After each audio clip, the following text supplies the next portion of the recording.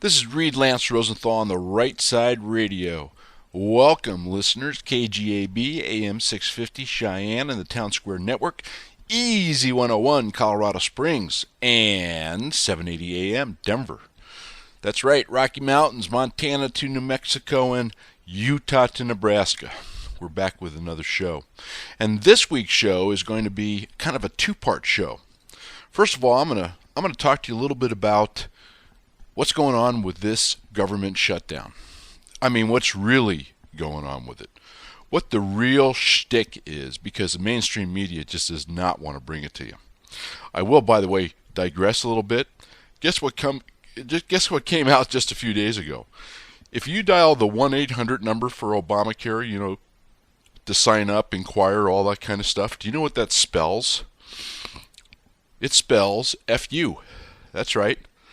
The entire first four letters and the last two. The only thing that's missing, just because you don't have that many digits in a phone number, is the last U. That's right. I wonder what progressive clown thought that up. And is it directed at the public who is getting suckered into this deal and has been suckered into this deal via a number of, will be kind, blatant, knowing mistruths? Or is there something else going on? I just thought that would kind of give you a smile. I mean, on top of everything else. But the government shutdown right now, which is kind of a derivative of Obamacare, folks, this is all theater.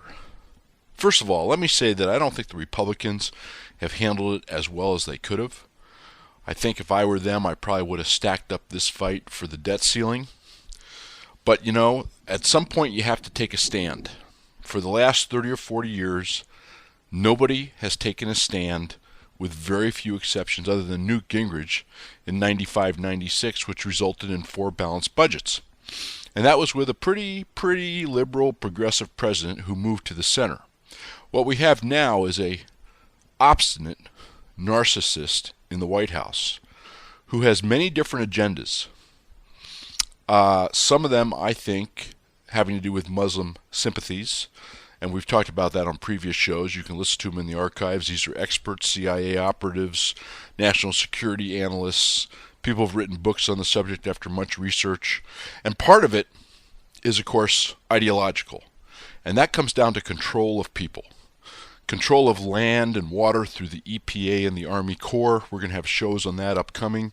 Your eyes will glaze when you know what's been happening there that's not been covered at all, particularly you folks who have land or land with water on it.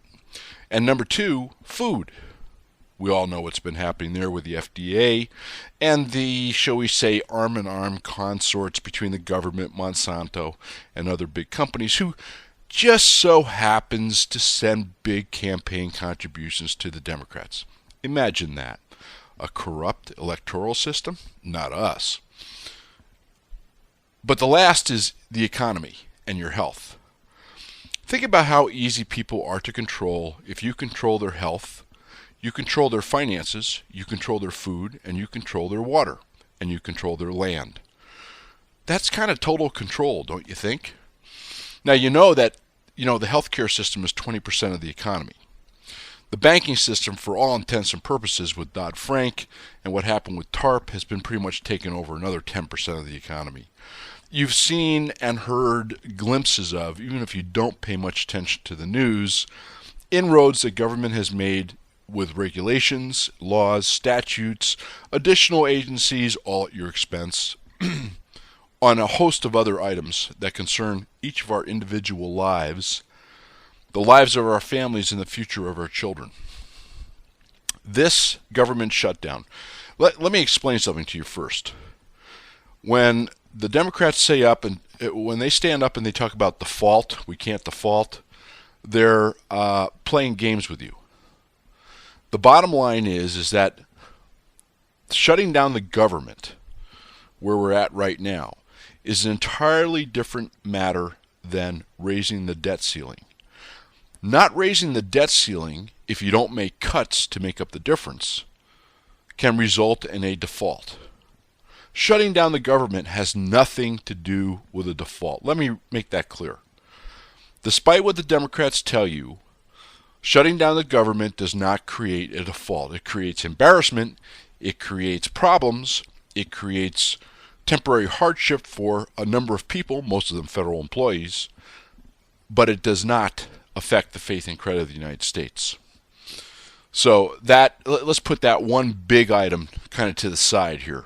Now, when you have a government shutdown, I'm not going to go into who's right and who's wrong and yada, yada, yada.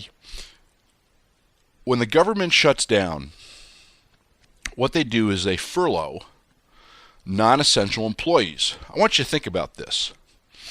The EPA furloughed 96% of its employees, labeling them non-essential. Now, if you go one step beyond the crisis cries from the EPA, what does that tell you? Does that tell you that maybe the bureaucracy is a little bit too big? You folks out there who have a private company or work for a private company, would your company be surviving if 96% of the employees were non-essential? Think about that. The National Park Service, they furloughed like 80% of their employees as non-essential. And when you can go right down the list, what this is really demonstrating is that a large portion of our federal workforce, and I know I'm speaking to a number of people in Colorado Springs right now, and your federal employees, I'm not down on you. Understand that.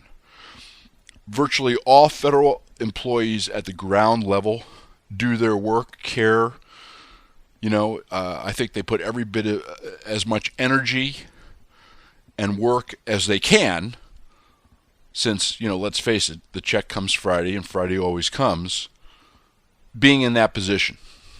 It's obviously a different mentality, getting a check every Friday and Friday always comes, than it is being an entrepreneur where you have skin in the game and it's, win or lose. And if you lose, you're done. So there's a difference between the two. But I'm not down on federal employees.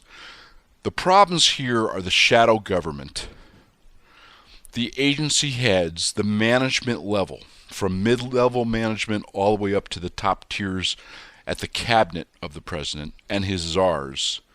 That's the problem. Those ranks have now been infiltrated with an ideology. And the ideology, the will to win at all costs, the narcissism, the we know best attitude, it permeates this government. And it's been growing for a long time. It just grows exponentially to the 100th degree under Obama. Let me give you some examples of what's happening behind the scenes. What you need to know is that when you have a government shutdown, the House, which is charged by the Constitution as holding the wallet of the country, no other outfit in this government under the Constitution can appropriate money. The appropriations have to be approved by the Senate, and then they have to be signed into law by the President. So the House has every right. We're not saying whether it's smart, not smart, whatever. That's a whole nother show. They have every right to be doing what they're doing under the Constitution. And by the way, the Senate, even though I think they're tabling every CR, continuing resolution that comes up there, and refusing to negotiate, the President, by saying before a bill is even passed, like to open the Park Service, or to open the memorials, or to fund the Center for Disease Control, or to reinstate the border service, the Border Security Patrol, all of which are CRs, clean CRs that have been passed by the House and sent to the Senate. There's not a mention of Obamacare in them. They're specific funding deals to get very important parts of the government, including intelligence, fully functioning to lessen the burdens of the shutdown on the huge majority of the American public. And they've all been tabled. The Senate refuses to discuss any. The President, you can Google this up, folks, all you want, you can listen to it in his own words, says he will veto any of those bills. Now, I want you to think about, and I'm going to give you some other examples which will make your eyes pop as to what's really going on here when we come back from a little break. I want you to think about these examples of where people in Washington, in the Senate and the President and the presidency, the executive branch, are making decisions to not fund important parts of this government to make this easier on the American people. Yet at the same time, they say their concern is for the middle class. Wait till you hear the examples when I come back. I mean, you will just shake your head, and I'm not making them up. I'm going to have cites and references and articles along with this show on the website, on the rightsideradio.com. Be right back. 400,000 readers have made the Threads West an American Saga series a #1 bestseller in 2011 and 2012. Threads West and Maps of Fate are the first 2 books of a 16-book tale of the adventure and romance of America, her people, her spirit, and the West, winning major national awards including Best Western, Best Romance, and Best Historical Fiction. Author Reid Rosenthal is a 4th-generation land and cattleman whose cowboy heart and poet's pen capture the spirit of the American landscape. His long-standing devotion to wild and remote places and to the people, both past and present, who leave their legend and footprint upon America and the American West, is the inspiration for all of his writing. Threads West, the first of the series, and Maps of Fate, Book 2, are available at all major bookstores, Hastings, Barnes & Noble, and on Amazon.com. Or go to threadswestseries.com. That's threadswestseries.com. Yep, the 3rd book in the series is coming your way finally. Yep, it's been late. We had to revamp the series because of some film and other stuff, exciting stuff you're going to know more about soon coming our way. The reprint of Book 1 has been a smashing, people love it.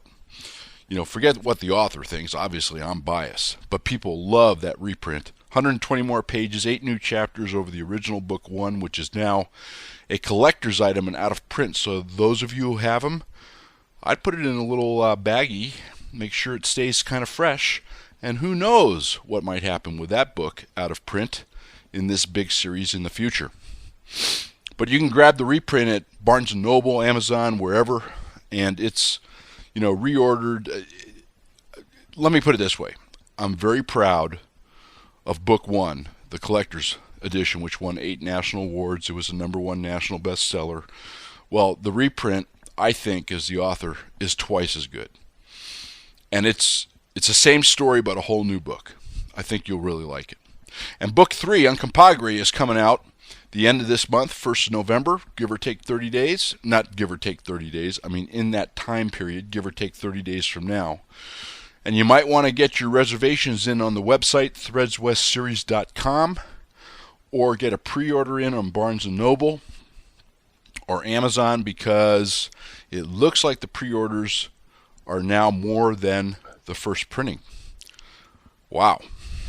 Anyway, I'm going to be doing signings in your area, up and down the Front Range, by the way, and in Salt Lake and southern Idaho, all through December. That'll be posted on the website, threadswestseries.com. I hope to see a lot of you. Great Christmas gifts too, folks. Of course, once again, I will admit, just a tad of bias. Now, let's go back to the very important matters at hand. These continuing resolutions, which are clean, to fund the Park Service, the memorials, the intelligence community, Border Patrol, etc., that are being rejected summarily by the Senate and by the President.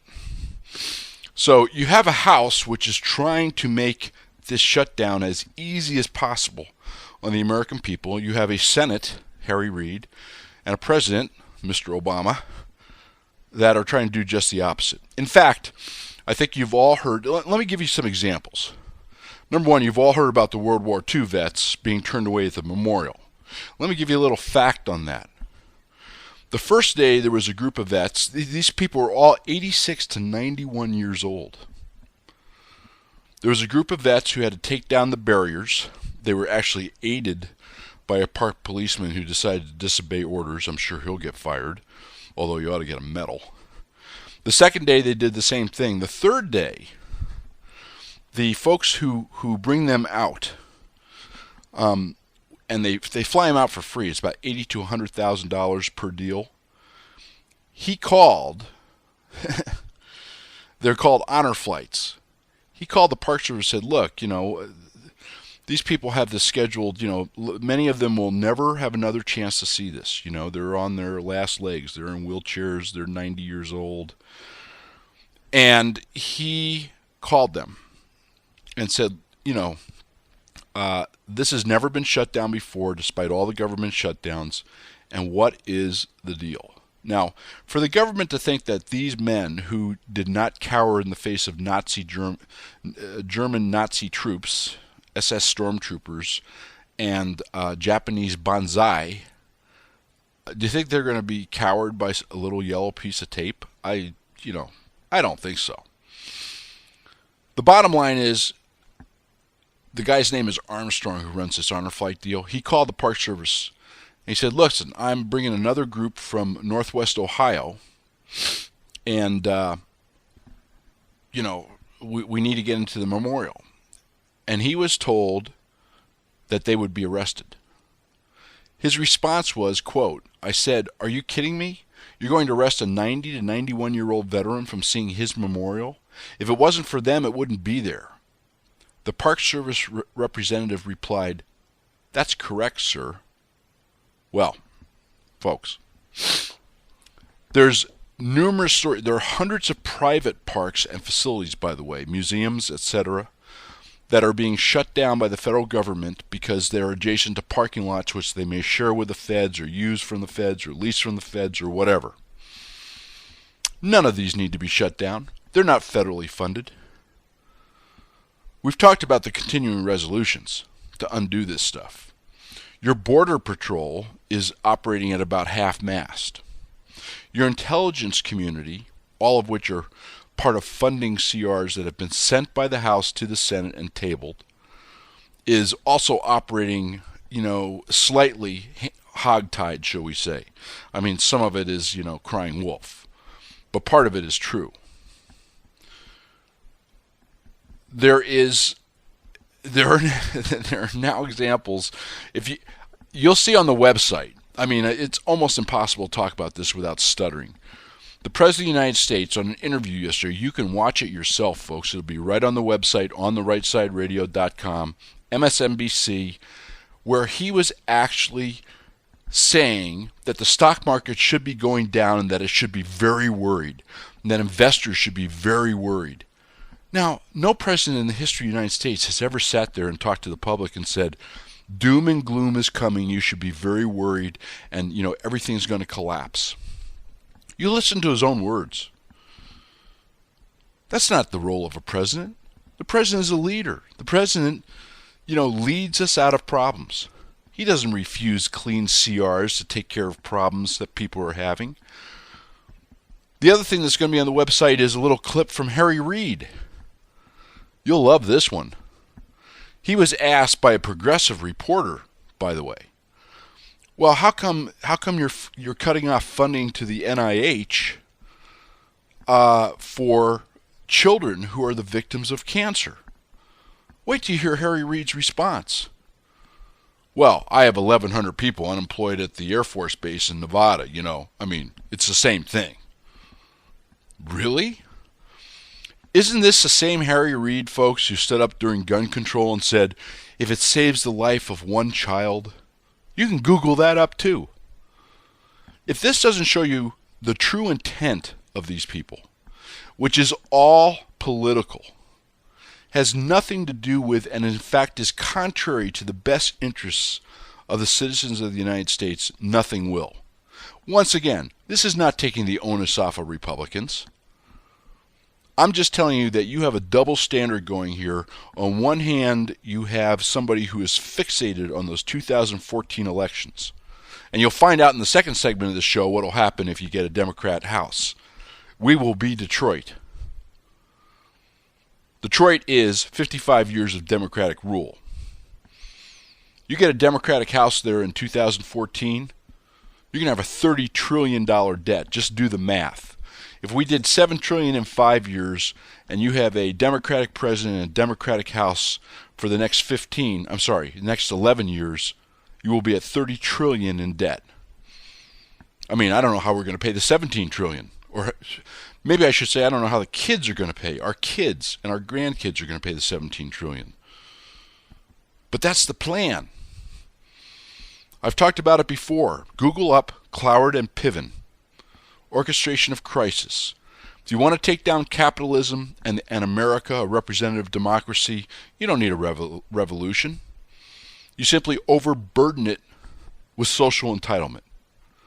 By the way, on this government shutdown, do you know that you can still get Obama phones and free minutes? That hasn't been shut down. Obamacare is part of mandatory spending. That hasn't been shut. Well, it's shut itself down. I mean, its websites don't even work. You can't even buy the insurance. That's besides the point. Obamacare isn't shut down. In other words, all the things that buy votes aren't shut down except for those things that the Democrats believe, because of complicity by the mainstream media, the Democrats believe you won't hear, like some of these little points I'm bringing to you right now. No funding for cancer, for kids with cancer, but and the Harry Reid stands up there at this press conference. Listen to his own words, folks. It'll be right on the website for you on therightside.com, and says, "Too bad.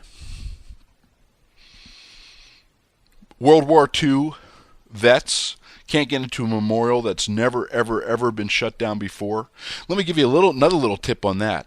The third day of the shutdown, because they were going to arrest these World War II vets, they had 7 security people there. That, folks, is 2 more than the president and Hillary Clinton had at the Benghazi station. I want you to think about that for a moment. The president couldn't protect his own ambassador after 3 prior months of pleas for more security, with more than 5 people who were told to stand down twice and disobeyed orders.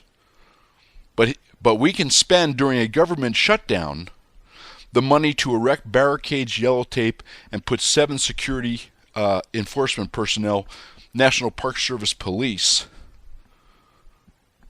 at a memorial that has never, ever, ever been closed before and is usually unmanned. I mean, doesn't that raise a red flag for you? If it doesn't, it ought to. All right, we're going to talk now with Elizabeth Imus Zero. And I think you're going to like what she has to say. A whole different perspective. You ladies will really like it because she's a mom. She has 2 kids. Her concern is for her kids. She's going to share some stuff with you about, how all this stuff has affected her family, how Detroit is the canary in the mine shaft. And I'm going to give you a little preface because Obama has now said in the middle of the government shutdown that we're going to send $320 million more to Detroit to help them with their bankruptcy, which was caused by the expenditure of billions of dollars for social entitlement and vote buying. Yes, your tax money. And we're going to talk about how Detroit, some of the statistics will just blow your mind. We're going to talk about how Detroit is the canary in the mine shaft for the United States. This is Reid Lance Rosenthal on the Right Side Radio, broadcasting out of KGAB AM 650 Cheyenne and the Town Square Network, serving the Intermountain West, Easy 101, Colorado Springs.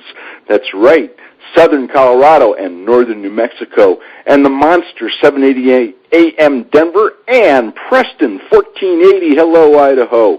In fact, hello, Montana to New Mexico and Nebraska to Utah. Got a great guest for you, and we're going to have some fun because she's kind of a riot. We were having some fun prior to the show. And she happens to be the daughter of Don Imus. This is Elizabeth Imus Zero. And she has done all sorts of things in her rather young life, including, I might add, being a #1 talk show host on a big radio station out there in California where she resides. In fact, we were having a little discussion about just how lousy L.A. is. She's only 15 blocks from the beach. She's tied up in traffic in her BMW with the top down going to see the ocean, and life is difficult. Is that right? It's awful, Reid. It's just thank you for caring and asking. It's such a beautiful sunny day here, and I'm so depressed. Well, Elizabeth, I'm a caring conservative. I really am. Oh, I didn't know there was such a thing. I thought all you conservatives were bigots and racists. That's weird. I think you listen to Nancy too much. I know, right? Nancy and Harry and Barry, the Three Musketeers. You've done some great blogs, and we're going to post for everybody some stuff about your book, Etiquette for Idiots and Other Stupid Stories, which I breezed through, and I got to tell you is really kind of humorous. And we're going to be posting some links to your blogs because you have a great satirical kind of feel for the absurd reality that we seem to be cast into by the ruling class right now. What I want to focus on to begin with today, and we're going to segue at the end of the show into what this means for America on a much bigger picture, is Detroit. And listeners, I've done a bunch of shows on Detroit. I told you they were going bankrupt 2 years ago. Everybody laughed at me. You see all the emails. You can go back in the archives on the rightsideradio.com. You can listen to those two shows. One of them is called The Corruption of America. And here we are. On July 20th, Detroit filed Chapter 9, largest in U.S. history. And we're going to give you some facts and figures on this once great city that's turned into a decaying, rotting mess. And then we're going to finish up that segment, and Elizabeth is going to tell you about this grand plan they have to extricate themselves from the toilet they have flushed themselves down. So, Elizabeth, let's start off.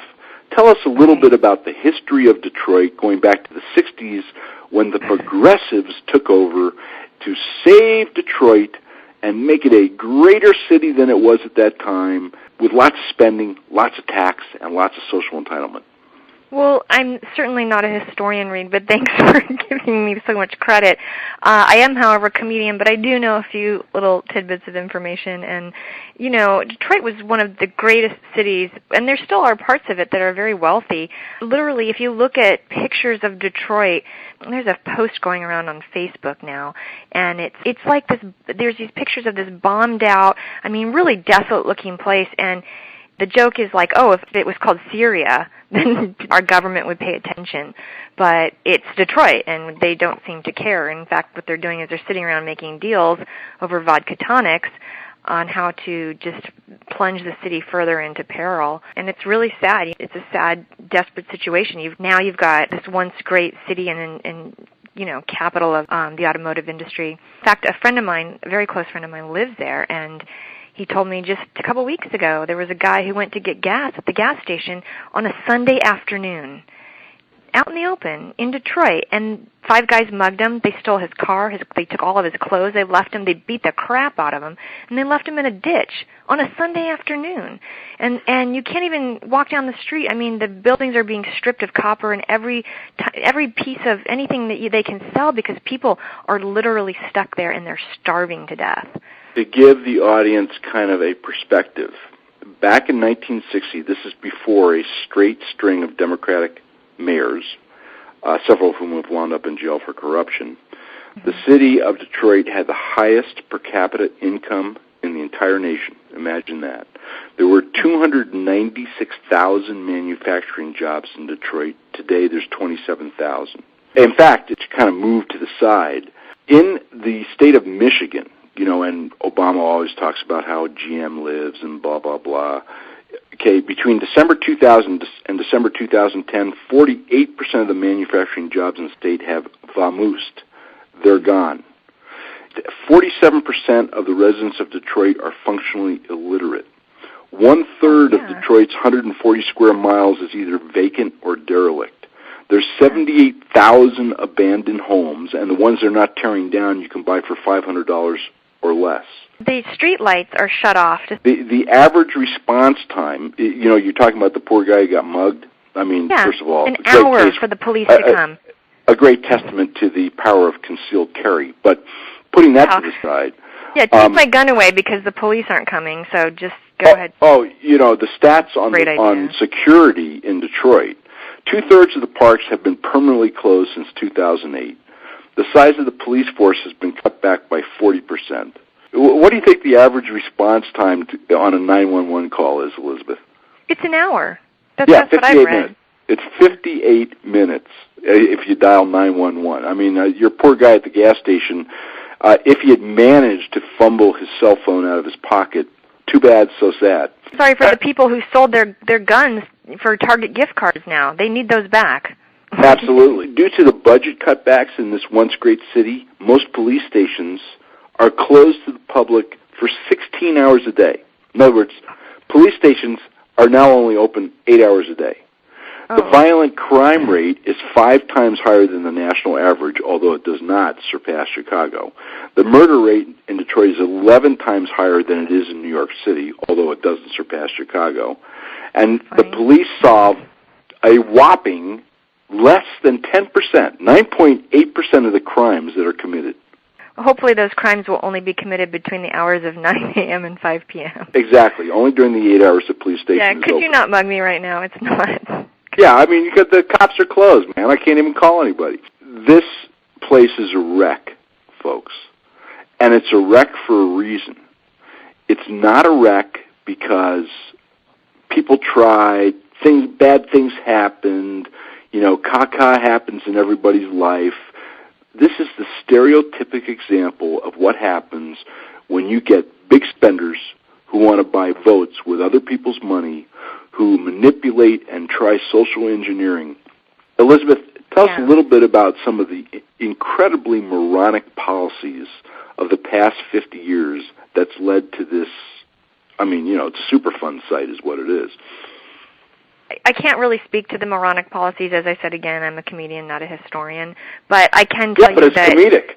Yeah, I know. It's a joke. It really is a joke because what's happening and what you just said was, they're making deals. And that's exactly what's happening is you've got an elite government who's making deals over vodka tonics, and they're sitting around and they're like shaking hands under the table, and they're creating deals like this. They're using $440 million of taxpayer money to build a new hockey arena. They already have one, and they've built new ones for the Tigers and the Lions 15 years ago, and it did not generate anything. And so, and then they've just left these other buildings abandoned and to fend for themselves. I want to repeat what Elizabeth just said, folks, so that you understand the lunacy of this type of quote-unquote governing. You have a city with 78,000 vacant homes. A third of the city has already been razed. You have all these incredible stats I just gave you. And to get themselves out of it, they're going to replace perfectly good existing structures built 15 years ago by spending $500 million, just under $500 million more of taxpayer money to build sporting arenas. Couple of things here. First of all, the taxpayers aren't going to see the profits from that. They just have to pay for it. And secondly, you've got not only all those vacant homes, but 15 years ago they built the Tigers and Lions Stadium, and they left those previous buildings to go by the wayside. Now they want to build a new stadium for the Red Wings, for the hockey team. And the point is it's only going to create just over between 400 and 500 extra jobs in the first place, which isn't really that many for that amount of money. That's like $1 million, like, what was it, $100,000 a job, or I don't know, whatever. It's $1 million a job. And then the only people who are going to profit from it are the Illiches, who are the people who own the Red Wings, and then, the company who's going to take over all the concessions and everything. But the city is really, the taxpayers are not going to benefit from this. And you've got a place where people don't even want to send their kids to school because their kids are going to get shot. I mean, this city is in horrible, horrible peril. It's insane that they're even allowed to get away with this. I don't even know how it's happened. And then here's the comedic irony. So they're going to build this new stadium. Of course, the only people who are going to see money out of it are the politicians who are getting money under the table and the guys who are running the sports teams in the stadium. But they don't have a police force capable of protecting the folks who go to the stadium. I mean, what a target-rich environment for crooks, particularly in an atmosphere where 9 out of 10 crimes go unsolved. They don't have enough police force to protect the people who are going to go to the stadium. I wonder what their attendance is going to be. Well, the attendance, is probably going to be the same it is for the Lions and the Tigers. It's not, people might go to the game. They might go to the restaurant after. But honestly, people can't afford to go out afterwards and spend money at a restaurant. They don't want to, they might drive, an hour to the stadium, but they don't want to live in a city where they're going to get murdered or their child's going to get murdered. As a libertarian, I'm really for less government, but we do need some government in place, and the some government that I want to use my tax dollars to pay for, which is I want to pay for the electricity so that the streets are well lit so people will be safe. I'd like to pay for a police force to protect me and my property and my children and my, so I can go get gas on a Sunday afternoon. I want to pay for a healthy educational system that works, or at least get a charter school system in there that works. Those are things that I, as a citizen, would like my tax dollars to go towards. That's your basic fundamental government: trash pickup, maintaining the city. I do not want to pay for a private company to build a hockey stadium so they can make profits and then become richer and richer and richer. That just does not make sense. Not to mention the politicians who paved the way for the hockey stadium. I mean, this is so ludicrous as to be pathetic. I mean, somebody's hand has got to be getting greased here, because that would be the only thing. I mean, I really hope that's the case, because at least that would make sense, that somebody's getting paid off or they're bribing. Because otherwise, this doesn't make sense. It's just, these people are complete idiots. There's just no other explanation other than that. Well, the bottom line, folks, is that there have been progressive Democratic mayors, mostly black, I might add, Detroit since the early 60s, straight through. In fact, the only competent manager they've had is a guy they brought in just a short time ago. The state of Michigan brought him in as a manager, kind of an emergency manager, who took one look at the books and threw the city in Chapter 9. One of the things I really want to emphasize to you folks who are listening, I know, there's people in Denver, there's people in Colorado Springs, good-sized cities. Denver has its own financial problems, although certainly nothing like Detroit yet. Colorado Springs, the same. Many of you live in small towns. Many of my audience, the 300,000 or so that are listening to me right now, you're in towns anywhere from 50 people to, 50,000 people up there in Casper, 100,000 in Cheyenne.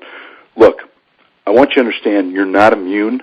As well-run as your towns are now, the lesson of Detroit is a lesson which we are also learning in Stockton, California, Harrisburg, Pennsylvania, an entire county in Mississippi. You're going to see more and more and more municipal bankruptcies. When interest rates rise, as they will, and these cities cannot pay the debt on their bonds, which they're struggling to do right now because the revenues simply aren't there, you're going to see a wave of municipal bankruptcies from small towns to big cities to counties across the country like you can't believe. And you're going to see a cessation of services, just like Elizabeth and I have been talking about here in Detroit as a stark example. And may I suggest that, number one, you try and get involved before that happens, and number two, that you prepare yourself for it happening. Well, the very thing about what you're saying, too, is you mentioned all these people living in small towns, and what the government's going to start doing is it's going to start making it impossible for those small towns to function, and they're driving people into the cities so they can control them and keep them sort of into this, and they're changing our seeds and our food supply so they can control the food supply. It's all coming down the pipe. It's pretty funny. Yeah, and folks, there's 3 shows in the archives on Agenda 21. There's also a recording, and you can also listen to it on Coast to Coast with George Nuri on Agenda 21 on Republic National Radio. I've been in all the big outfits talking about it. What Elizabeth just told you is exactly correct. Okay, smart growth. Obama loves the word smart growth. Regionalism, he loves regionalism. You better find out what those words mean, because what they mean is, through the auspices of the Rural Land Council, which he also set up in 2011, is that Elizabeth is exactly right. There's a concerted push to kind of, shall we say, take over the lands of the United States, food and water sources, and move the rural and suburban populations closer and closer and finally into the urban centers. And Elizabeth, you're exactly right. It's UN Agenda 21. You can go to UN.org. You can read all 28 gruesome chapters, and you can kind of cry. Or you can get off your butts and make sure it doesn't happen in your town and community and raise holy hell with the reps and senators that still have living brain cells and see if you can't change it. That's really your choice. It's really about electing officials who are going to honestly and reasonably. That's part of it. And, it's happening. Symptoms of this are starting to happen. I can't remember. I apologize. It's either North Carolina or South Carolina, but they just passed a law making being homeless illegal, and they're going to be rounding up homeless people and putting them into camps where they have to ask permission to leave the camp. North Carolina. I mean, that's a red state, and you would think that would not have... what we're seeing, folks, is an overreach of government for power, for control, and for money at every level, both red and blue. And though I'm not quite a libertarian, I am a conservative libertarian, or a libertarian conservative. I'm somewhere in between the two. Henry David Thoreau, Elizabeth, did you ever read On Walden Pond? No, but I'm a big, Wayne Dyer is a big fan of Thoreau, and he's talked a lot about him in his TV. Yeah, Wayne Dyer is excellent. If you get a chance, and audience too, after you read Elizabeth's books, of course, and have a laugh, get into some serious reading, which you'll very much enjoy, particularly if you're in touch with the outdoors, the energy of the land, nature, etc. But there's one of the books that Thoreau wrote. He wrote two that I would recommend, on civil disobedience and on Walden Pond. And one of his great lines is, that government which governs least governs best. And I think that pretty much sums up what you and I are saying right here. Well, it's going on right now in the debate that's going on today with President Obama going around telling people that Republicans are holding the country hostage. First of all, the word hostage, that's a word that is reserved for terrorists, and he's calling us terrorists. Before we were racists and bigots, but now I guess we're terrorists. And, well, nobody else is. The war on terror is over. Yeah, exactly. You got to have a terrorist somewhere. You might as well have it right here in the red states. Yeah, but meanwhile, he's negotiating with Iran, and he's saying it so sweetly. Do you think he's calling Iran hostage, saying Iran's holding us hostage with nuclear disarmament? No, but he wouldn't say that to them. He doesn't call actual terrorists terrorists. He just calls people who disagree with his point of view terrorists. He's also calling Tea Parties anarchists. And we're not anarchists. We're not terrorists. We're not holding the country hostage. We're simply saying, hey, wait a minute, you got to stop spending so much money. And he said, we're not a deadbeat nation, we're referring to a deadbeat dad. Well, a deadbeat dad doesn't pay his bills. Well, guess what? There's other deadbeat dads who hijack your credit card and charge it up with no budget, no plan of repaying it. At some point, he's like, we can't default on this loan. He doesn't want to default on the loan on his time clock. He doesn't want the default on the loan with his name as president. But our country is going to have to default at some point and stop spending. And people are going to have to suffer and pick up, their own pieces and figure it out, and first go to themselves and look to themselves, then to their family, then to their community. But right now we have a country who the first thing they do is they go to the government when they need something. So Barry, our friend up there in the White House, the guy who is... there's no red states, there's no blue states, there's only United States. I'm going to heal the waters, soothe the earth, bring everybody together. Yeah, right. In 2006, he made an impassioned speech in his 80th day of being senator or whatever it was, prior to his 142nd day when he decided to run for president. And the impassioned speech was about, guess what? Raising the debt ceiling. And he called it unpatriotic. And he called it a lack of leadership. And here we are talking about raising the debt ceiling. Now we hear just the opposite. And then in 2008... If we don't do it, we're irresponsible. But if we do it, then we're still irresponsible. Well, you have to understand, in his mind, you are irresponsible to not adhere to his ideology. Right. In our mind, you are irresponsible not to think about your children's future. There's a big difference. A big difference in that. Oh, yeah. In 2008, this same man, and you folks, go to Google, pull up the video, type in Barack Obama, Chinese credit card, unpatriotic. The video will come up. You can watch him. And he said it more than once. But bottom line, he said, Bush has been spending all this money. We now have a deficit. It's unpatriotic. We're spending our children's money with a credit card from China. And this guy just added $7 trillion to the debt, $17 trillion to unfunded liabilities. Now he's asking for more, and he has the cojones to stand up there in front of the American people, completely change the tune he sang to them when he wanted their vote, and call a bill which says we will fund everything, anything and everything in this government except Obamacare, as irresponsible, as an attempt to shut down government, in the words of Nancy Pelosi, legislative arson, and in the words of Harry Reid, political anarchy, and in the words of Barack Obama, political terrorism. Yeah, I mean, it's really, and back to your whole point on China, too, like, here's what's crazy is, like, first of all, the whole trade thing is ridiculous. It's unfair as far as the trade that's going on. And then they're taking money from us there. Then we actually give money to China in foreign aid. And then we borrow it back. $150 million last year. Yeah, and then we borrow it back, and then we pay it back with interest. So what? I'm not a mathematician. I can't even add simple numbers, really, but I can tell that I wouldn't run my household like that. That my household would blow up and it vaporize. We'd be in one of those camps in North Carolina. You know, a lot of people have called this president incompetent. They've called him inexperienced. They've called him a community organizer. This, that, and the other. I think he's brilliant. I think it's all part of a plan. I think that if folks want to Google up, I've talked about it in previous shows. In fact, I did a whole show on this. You can go back in the archives on the rightsideradio.com.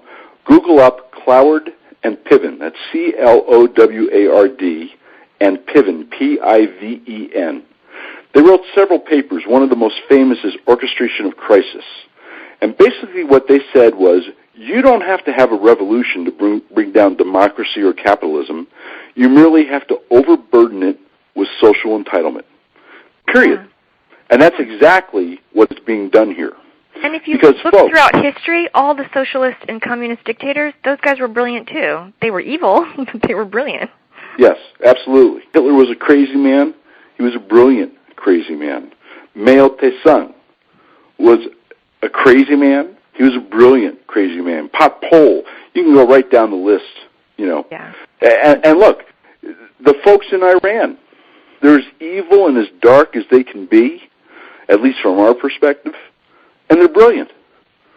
I mean, for 10 years, they've been building a nuclear bomb, spouting off that they're not, and they actually have the President of the United States now, much to my chagrin, asking for a meeting. He wants to shake hands, but meanwhile, he wants to shake hands with the president of Iran, but meanwhile, Republicans are terrorists. And then he goes on in his speech the other day to say he lays out menacing list of consequences if Congress fails to act. Stuff like delayed paychecks for military, small businesses won't get their loans, and he goes down the list. And to me, honestly, isn't that what actually a terrorist does? It seems like he's holding us hostage, and he's laying out demands, and he's threatening us. Well, absolutely. Listen, he and the progressives are masters at taking their own acts and projecting them on the backs of their adversaries. That's exactly what they do. Everything that Obama accuses others of doing, and his minions, is things that they're actually doing. If you want to know what these guys are really doing, listen to what they accuse others of perpetrating. And that will tell you exactly what their little game plan is at the moment. Started with hijacking the word liberal to begin with, because they're not liberal. They're leftists and they're socialists. Yeah, progressives. Progressives is also spelled communists.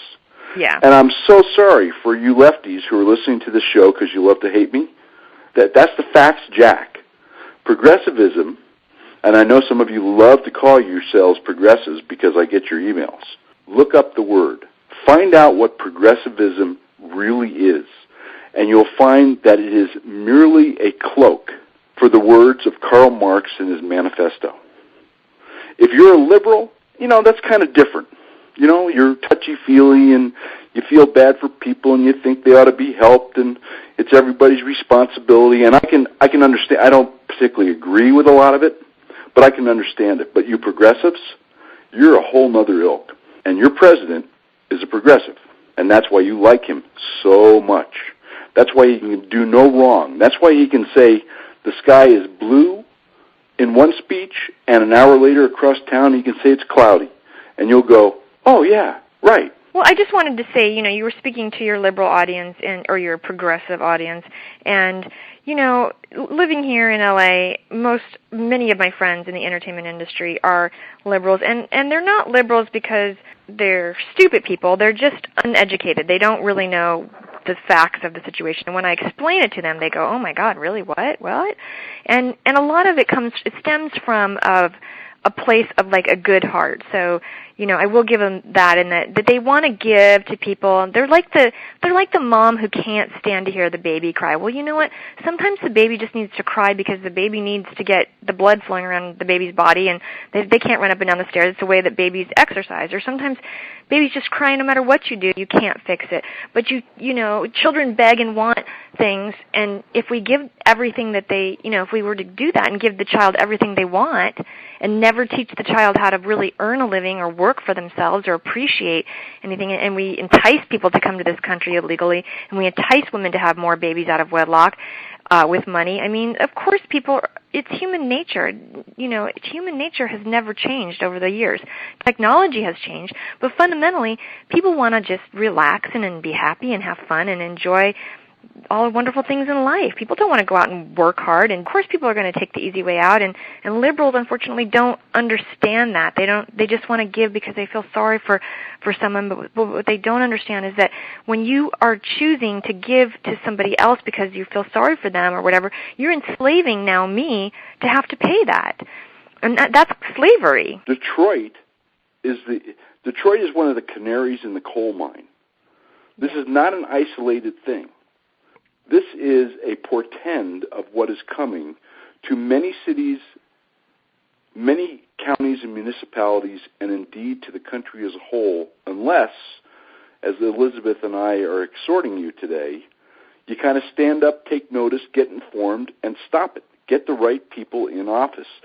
I'll be honest with you, Elizabeth. The two things that scare me the most is I'm not sure that even the right people, it'll certainly be better than the wrong people.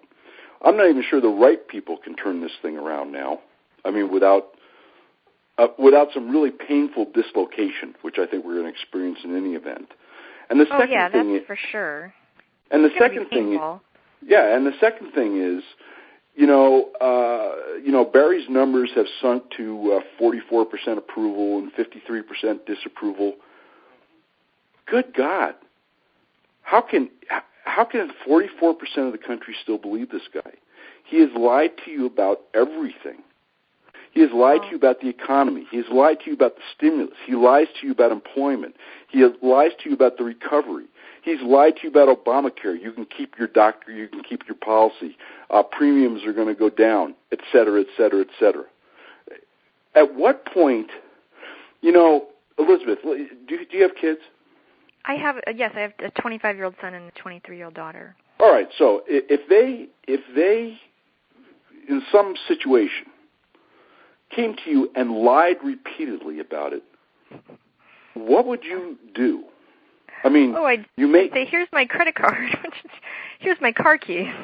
Have free run of the house. I'm going to go away for the weekend. No, I mean, it doesn't make sense, but I'll tell you why people don't. You have to just go to, it's a whole nother topic for discussion, but fundamentally it's how people think, and people have it. Once someone has made up their mind and they have chosen a side or a team to be on, it's extremely difficult to get that person to change their mind. You have to be a really, first of all, intelligent person, humble person, and really be convinced. It takes a long time, and so just getting people to change their mind in the first place is a huge deal, and that's why I believe that in order to find somebody that will get us out of this mess, we're going to have to compromise on a lot of social issues. We've got to fix our economy. We've got to fix our cities and our basic needs, and then we can worry about, at this point, I understand the destruction of the family. I understand the whole situation with abortion and all that. But, logistically, you're not going to be, if you make abortion illegal, somebody's not going to be knocking on your door after you get an abortion and arresting you. It's just not logistically possible to make it illegal. It's not. And yes, it is murder. But at some point, even as a Christian and the Bible, I've studied the Bible. I've raised my kids in the church, and I understand at the end of the day, God will hold each of us accountable, and we cannot, as human beings, hold each other accountable for everything, and we can't save everything, but we can come to the middle and compromise. And at the end of the day, you have to let God be the judge and do the best you can. But right now, these social issues people are voting. A lot of liberals are voting because they want gay marriage and they want a woman's right to choose, and that's exactly they're taking these little social issues that aren't even really that important in the big scheme of things, and they're scaring people into voting, and then on top of it, giving away free Obama phones and food stamps galore, and appeasing to illegal immigrants, and here's another thing. This is what scares me. So the IRS, with all the stuff that's going on with the IRS, not only that, they gave away millions of dollars last year. $70 million. Yeah, to illegal immigrants who are here illegally claiming dependence in Mexico. And I'm like, in my brain's just screaming, how is that even possible? It gets worse than that. The child tax credit, of course, if you can't use the tax credit, you get a check from the government. You get a rebate, tax rebate. Up to 12 kids. That's $12,000 a month. And you know what? The kids don't even have to be here. They only have to have been born here. It's like a whole industry, a money-generating industry. Mexico needs to get Mexico's act together and not, filtering people in here. I mean, it's insane, and it's like it's fine if you guys want to give to charity and do what you want to do, but don't enslave me to have to give to your little projects that you're not even holding accountable, and people are abusing. Well, there's a famous Irish saying, so Marshal Fox retreated with 30,000 men to turn and meet the foe again. And I think that's pretty much where conservatives are right now. You social conservatives out there, I applaud virtually all your stands. I think you're hearing that Elizabeth does too. But you won't get to make those stands, folks. You will never win on those issues unless you win on the basic issues, the economy and who's in office. That has to be the first focus of defense and of offense against progressivism. If you do not get this government turned around, all your social mores are for naught. Yeah. It's one step at a time. Number one, stabilize the ship. Number two, get her turned around. And number three, when you're steaming happily again, you can start looking at the deck chairs. I mean, I really think that's a great analogy. Thank you. Folks, once again, we're on the phone with Elizabeth Imus Zero, and she is the daughter of Don Imus, and she wrote a book, Etiquette for Idiots and Other Stupid Stories. It's kind of hilarious. It's kind of you said that twice now. You said kind of. You're supposed to say it's totally awesome. It's totally awesome, man. It's awesome. I mean, I was rolling on the floor. I had to dial 911 and wait 58 minutes for a response to get oxygen. Yeah, no. Her book is a terrific spoof on political correctness, and I think you guys will really enjoy it. And I think you'll get the message that's in it also. And Elizabeth, tell us what website folks can go and see your stuff, etc. We're going to have your blogs with links to your blogs up on the radio show. But where can people go and learn more about you? Thanks. They can go to my website, which is elizabethzero.com, and it's spelled just like it sounds, Elizabeth, the normal way, and then zero, Z-E-R-O. And there's my blogs and my radio appearances, and all that fun stuff is on there. And I'm actually going to be doing a new podcast today, and I just started on with a new radio station out of St. Louis, Missouri, KTRS on the night shift with Scott Sherman. And so I'll be doing that every week in addition to all the other fun stuff I'm doing. And there's also direct links to Amazon and Barnes & Noble where you can purchase my book. All right. Well, listen, it's been a pleasure. It's been a wide-ranging conversation, but I think we're pretty much on the same page, and I hope that we open some people's eyes, particularly with the more serious part of this conversation, which has to do with Detroit, folks. I'm going to post some of these stats Elizabeth and I were talking about as one of the articles on the show, and you can do the comparison for yourself. You can see in black and white math 2 plus 2 is 4, or in this case, 2 plus 2 is 0, exactly what 50 years of progressive rule has done to what was at one time the fourth largest and highest per capita income city in the world, and in the lifetimes of most of us. Elizabeth, it's been a treat. Thank you so much for having me. I really enjoyed our conversation. You betcha. You have a great weekend. You too. Bye now. This is Reid Lance Rosenthal on the Right Side Radio. Have a happy Saturday. It was kind of a wide-ranging discussion. I think you got the gist of it. These policies don't work, folks. And what happened to Detroit is coming to a city or town or county near you soon, and eventually to the federal government. So I would suggest you get informed. Take some action. Protect yourself. Raise holy hell. Try and get the right people in office. We'll talk to you next Saturday.